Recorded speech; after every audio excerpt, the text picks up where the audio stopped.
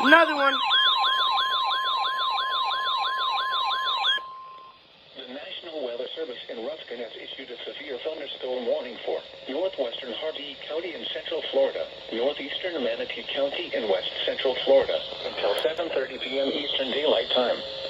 At 7:01 p.m. Eastern Daylight Time, a severe thunderstorm was located near Mayaca City, over 22 miles west of Wauchula, moving northwest at 15 miles an hour.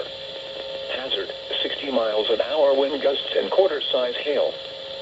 Source, radar indicated. Impact, hail damage to vehicles is expected. Expect wind damage to roofs, siding, and trees. Locations impacted include Duet, Mayaca City, and Mayaca Head. For your protection, move to an interior room on the lowest floor of a building. Repeating, a severe thunderstorm warning has been issued until 7:30 p.m. Eastern Daylight Time for the following county: Hardee, Florida.